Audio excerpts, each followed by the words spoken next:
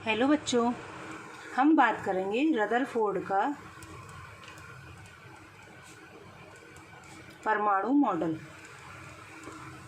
देखो, जब ये पुराने सिलेबस का टॉपिक है, न्यू सिलेबस में रदरफोर्ड का परमाणु मॉडल नहीं है, लेकिन जब ये नहीं पढ़ोगे तो आगे नील्स बोर का परमाणु मॉडल है वो समझ में नहीं आएगा।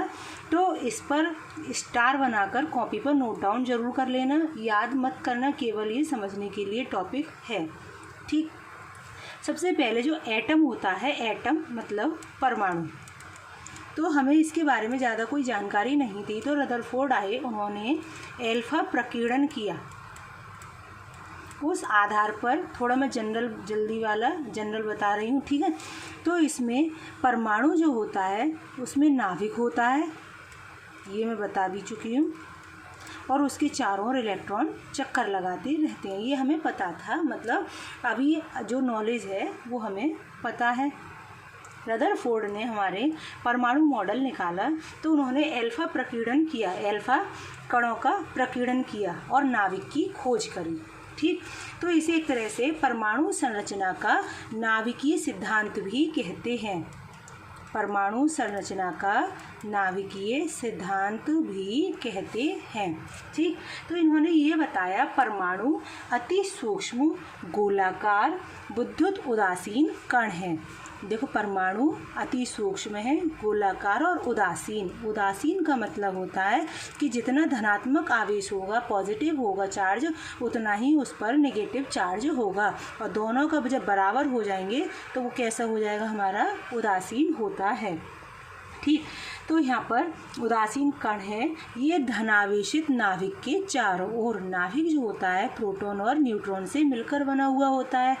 यहाँ पर प्रोटॉन जो होते हैं वो धनात्मक होते हैं, सबको पता है, और न्यूट्रॉन क्या होते हैं, उदासीन होते हैं। ठीक है, तो धनावेशित नाभिक के चारों ओर विशाल त्रिविम क्षेत्र में गतिशील इलेक्ट्रॉन का एक समूह होता है। किसके? गतिशील इलेक्ट्रॉन का एक समूह होता है। ठीक, ये क्लियर हुआ पॉइंट। इसके बाद उन्होंने बताया कि परमाणु का केंद्रीय भाग, जो बीच का भाग है, उसका परमाणु का कुल धनावेश और समस्त द्रव्यमान निहित होता है। अर्थात जो नाभिक होता है, जो केंद्रीय भाग होता है, वो धनावेशित होता है और समस्त द्रव्यमान उसमें उपस्थित होता है। और क्या कहलाता है ये? नाभिक, न्यूक्लियस इंग्लिश में बोलते हैं, न्यूक्लियस। ठीक, अब इन्होंने ये बताया नाभिक पर कुल केंद्रित धनावेश इलेक्ट्रॉन के कुल ऋणावेश के बराबर होता है। देखो, अभी इसका पहले पॉइंट में ही था कि परमाणु अति सूक्ष्म होता है, उदासीन होता है। इसका मतलब जितना धनात्मक पॉजिटिव चार्ज होगा उतना ही क्या होगा, ऋणात्मक। तो नाभिक का केंद्रीय भाग धनात्मक होता है, तो इसके चारों ओर जो इलेक्ट्रॉन है कुल ऋणावेश के क्या होगा, बराबर। जितना धनात्मक होगा उतना ही क्या होगा, ऋणात्मक आवेश होता है, जिससे परमाणु हमारा कैसा बना रहता है, उदासीन, मतलब न्यूट्रल बना रहता है। ठीक, फिर एक लाइन ये वाला बहुत इम्पोर्टेंट है ऑब्जेक्टिव के लिए और जनरल नॉलेज के लिए भी, कि नाभिक की जो त्रिज्या होती है, ठीक है, वो होती है 10⁻⁻12 सेंटीमीटर। ये ज़रूर याद रखना। और परमाणु की जो त्रिज्या होती है वो होती है 10⁻⁸ सेंटीमीटर। मोस्ट इम्पॉर्टेंट लाइन, ये हमें ज़रूरी है। कल किसी बच्चे ने मुझसे पूछा था, ये सिलेबस में नहीं है फिर भी करवाया गया है, तो केवल ये जनरल तुम लोगों को पता हो, क्योंकि नील्स बोर का जो मॉडल आएगा जो तुम्हारे सिलेबस में है, तो हम ये बताएंगे उसमें कि रदरफोर्ड के मॉडल में कुछ कमियां रह गई, उन कमियों को दूर करने के लिए नील्स बोर का मॉडल आया। और फिर तुम लोग कहोगे ये रदरफोर्ड का मॉडल क्या था, तो उस मॉडल को थोड़ा सा जानकारी की ज़रूरत है, और इसमें कुछ इंपॉर्टेंट्स लाइन भी हैं जो जनरल आती ही हैं। अक्सर ऑब्जेक्टिव होता है, कंपटीशन में बैठो तो उनमें ये त्रिज्या वगैरह पूछ ली जाती है। ठीक है, इसके बाद उन्होंने ये कहा परमाणु के ऋणावेशित जो इलेक्ट्रॉन होते हैं वो धनावेशित नाभिक के चारों ओर क्या करते रहते हैं, चक्कर लगाते रहते हैं। जैसे सूर्य है हमारा, सबको पता है, सूर्य के चारों ओर क्या करती है, पृथ्वी हमारी चक्कर लगाती रहती है। ठीक इसी प्रकार उन्होंने कहा नाभिक के चारों ओर इलेक्ट्रॉन क्या करते रहते हैं, चक्कर लगाते रहते हैं। ठीक, अब ये बात हो गई क्लियर। इसके बाद उन्होंने ये बताया, जैसे हम लोग क्या करते हैं कि किसी के चारों ओर जब चक्कर लगाते रहते हैं, ठीक, तो उस पर दो बल कार्य करते हैं, दो फोर्स कार्य करते हैं। एक है स्थिर वैद्युत आकर्षण, मतलब एक बल कार्य करता है हमारा वैद्युत आकर्षण बल,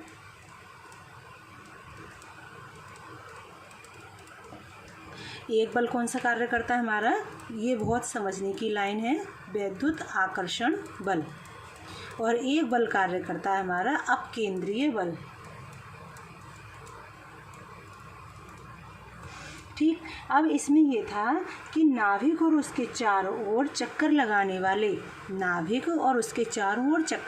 वाले इलेक्ट्रॉन जो होते हैं, इनके बीच परस्पर वैद्युत आकर्षण बल होने के कारण इलेक्ट्रॉन तीव्र गति से गति करते रहते हैं और नाभिक में नहीं गिरते, क्योंकि इन इलेक्ट्रॉन के परिक्रमण मतलब घूमने से उत्पन्न अपकेंद्रीय बल नाभिक के स्थिर वैद्युत आकर्षण बल को संतुलित कर देता है। ये पॉइंट है 7 पॉइंट, ये समझने का है, ज़रा सुनो।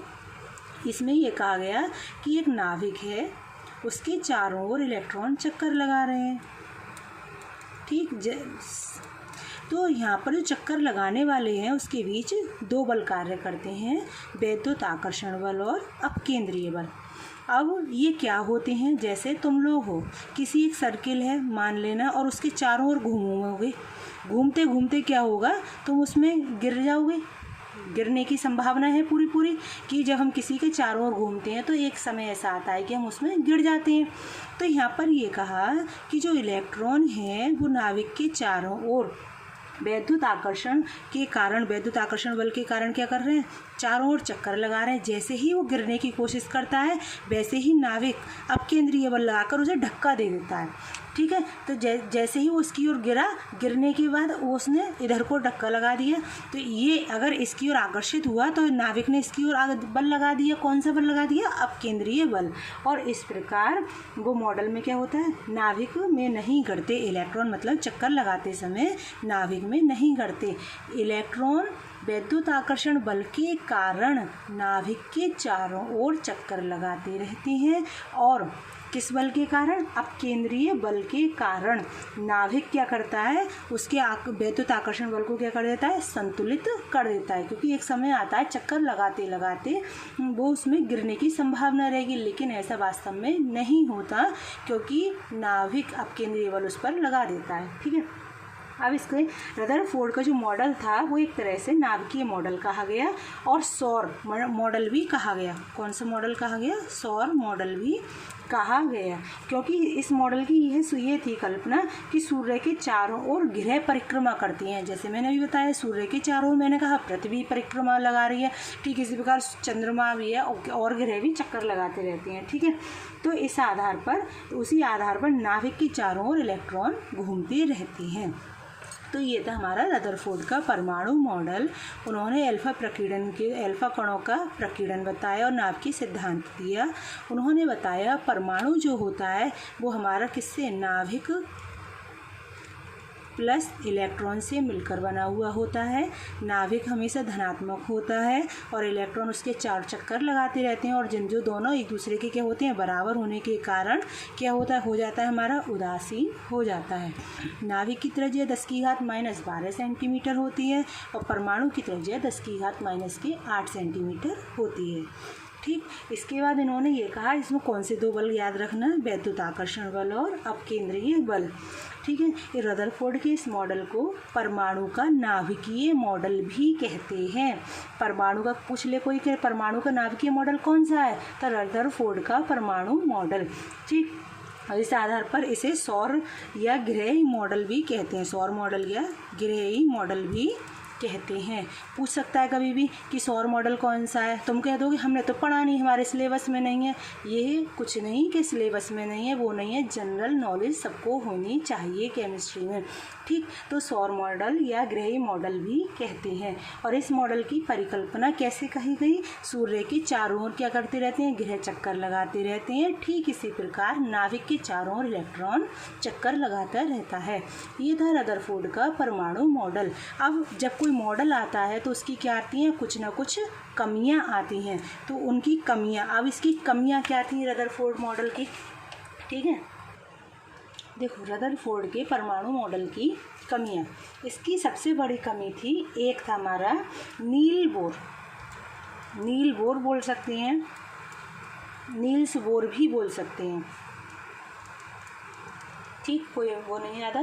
तो नील बोर ने बताया विद्युत चुंबकीय सिद्धांत, एक जरा ये लाइन बहुत याद कर रखना, विद्युत चुंबकीय सिद्धांत के अनुसार, कौन सा? इलेक्ट्रोमैग्नेटिक थ्योरी के अनुसार या फिर विद्युत चुंबकीय सिद्धांत के अनुसार जो निगेटिव ऋणावेशित इलेक्ट्रॉन में लगातार क्या होती रहती है? अभी तुम्हें बताया कि नाभिक है और नाभिक के चारों ओर क्या होते रहते हैं? इलेक्ट्रॉन चक्कर लगाते रहते हैं। तो ऋणावेशित इलेक्ट्रॉनों में गति के कारण लगातार ऊर्जा में क्या होती रहेगी? कमी होती रहेगी। देखो भी लगातार ये घूम रहे हैं, तो विद्युत चुंबकीय सिद्धांत के अनुसार इनकी ऊर्जा में लगातार क्या होती रहेगी? क्षति होती रहेगी, या फिर इसे बोलते हैं कमी होती रहेगी, जिससे उनकी कक्षा की त्रिज्या लगातार क्या होती जाएगी? कम होती जाएगी। जब जैसे मैंने तुम लोगों को बताया कि एक सर्किल के चारों ओर तुम लगातार घूमते रहना, घूमते रहोगे, तुम्हारी एनर्जी लगातार ख़त्म होती जाएगी और ख़त्म होने के बाद एक ऐसी कंडीशन आएगी कि तुम इसमें गिर जाओगे। ठीक इसी प्रकार नील बोर ने भी विद्युत चुंबकीय सिद्धांत के आधार पर ये कहा था कि ऋणावेशित इलेक्ट्रॉन में गति के कारण उनके ऊर्जा की क्षति हो जाएगी, जिससे उसकी कक्षा की त्रिज्या भी लगातार क्या होती जाएगी? कम होती जाएगी और अंत में इलेक्ट्रॉन नाभिक में गिर जाएगा। परंतु ऐसा नहीं होता।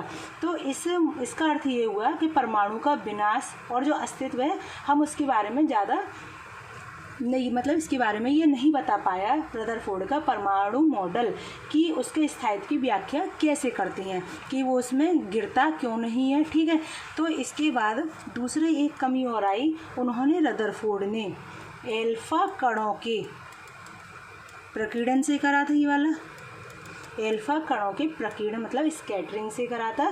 तो उसमें उपस्थित प्रोटॉन और इलेक्ट्रॉन की संख्या के बारे में कोई जानकारी नहीं दी।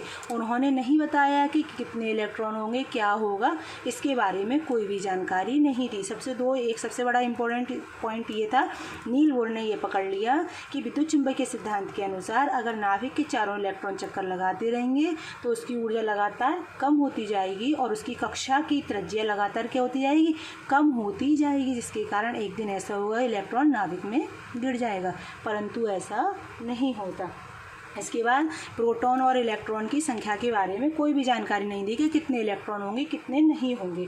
इसके बाद इन्होंने एक चीज़ और नहीं बताई कि इलेक्ट्रॉन नाभिक के चारों ओर, हमने ये कह दिया था कि नाभिक है और उसके चारों इलेक्ट्रॉन चक्कर लगाते रहते हैं। अब चारों ओर में तो यहाँ नाभिक है, कहीं भी हो सकता है, यहाँ भी चक्कर लगा सकता है, कहीं भी लगा सकता है। तो इन्होंने नाभिक के चारों ओर कहाँ और कैसे स्थिर रहता है कोई जानकारी नहीं दी थी। ठीक है, फिर एक और था, वो ज़्यादा इम्पोर्टेंट नहीं है पॉइंट, ठीक है, सतह बैंड वगैरह का है। ठीक है, तो इसकी सबसे बड़ी कमी यही थी कि एक तो सबसे बड़ी विद्युत चुंबकीय सिद्धांत के अनुसार और प्रोटॉन और इलेक्ट्रॉन की संख्या के बारे में नहीं बताया, और इलेक्ट्रॉन नाभिक के चारों ओर कहाँ और कैसे स्थिर रहता है या स्थित रहता है, इसके बारे में कोई भी जानकारी नहीं दी। ठीक है, तो ये थी हमारे रदरफोर्ड के परमाणु मॉडल की कमियां। अब जो कमियां थी, इन कमियों को दूर करने के लिए नील बोर आए नए। जैसे हम कहते हैं कि कोई चीज़ तुम बनाओ तो बनाने वाले बना देता है पहली बार में, लेकिन जो देख रहा होता है, समझ रहा होता है, वो उसमें कमियां निकाल देता है, क्योंकि हर सिक्के के दो पहलू होते हैं। तो उसके कुछ मतलब अच्छी पॉइंट्स भी निकलती हैं, फिर उसकी कुछ कमियां भी होती हैं। तो कमियां तो ये आ गई, रदरफोर्ड ने अपना मॉडल दिया, उसकी कमी किसने निकाल दी? नील बोर ने। अब नील बोर मॉडल अपना देंगे परमाणु मॉडल, तो इसमें भी कुछ ना कुछ कमियां रह जाएंगी, वो किसी और साइंटिस्ट ने निकाल दी। ठीक है, तो अब आया इसके बाद नील बोर का परमाणु मॉडल।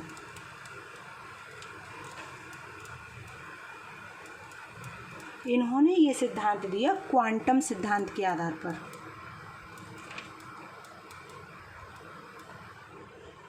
इन्होंने किसके, वो तो नाभिकीय मॉडल था, सौर मॉडल था, और ये था क्वांटम सिद्धांत के आधार पर नील बोर ने हमारा दिया था परमाणु मॉडल। अब ये मॉडल क्या है इसके बारे में बात करेंगे नेक्स्ट वीडियो में, ठीक है। इसे समझ लेना, कुछ कमी जो प्रॉब्लम हो समझ में नहीं आए वो मुझसे फ़ोन पर मैसेज के द्वारा पूछ सकता है, ठीक है बच्चों।